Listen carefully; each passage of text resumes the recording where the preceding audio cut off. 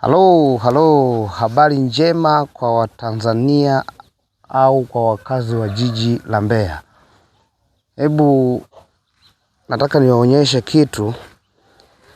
Yes, wakati wote tumekuwa tukionekana tukifanya videos kwenye magari. Lakini sasa imefika wakati tunataka tuwaonyeshe watu na makazi pia, maeneo ya kupata nyumba. Hebu tazama, hebu waonyeshe kiwanja. Kiwanja hiki ni kikubwa sana. Kiwanja hiki bwana ni kikubwa mno. Kiwanja kina hatua 20 kwa 20. Lakini ukiachana na hiyo, kiwanja kina square mita 600. Ni kiwanja kikubwa.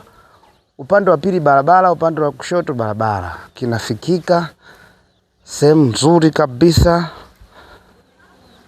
Ni kizuri. Hakika ni kizuri. Na ni kiwanja ni keki kweli kweli. Ni kikubwa. Kinataka milioni 8 kamili. Njoo uchukue. Milioni 8 kamili. Hiyo ni barabara kabisa. Watu wanapita, ni uhakika wa kazi. Ni uhakika, sehemu nzuri kabisa kama mnavyoiona. Mpaka wake, hebu njoo mjomba tuwaonyeshe mpaka hawa watu. Mjomba njoo tuwaonyeshe hawa watu.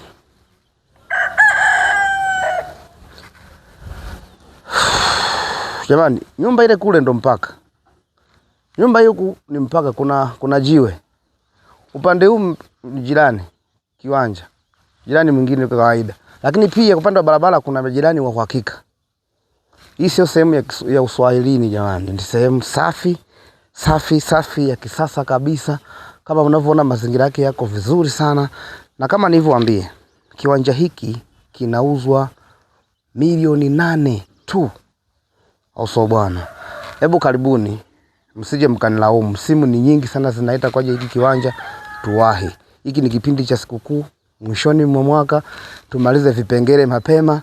Kama ulikuwa bado hujamaliza kipengele chako mwishoni mwa mwaka, jitahidi vunja kikoba, nenda kakope vikopo benki, njoo uchukue kiwanja hiki hapa kisikupite.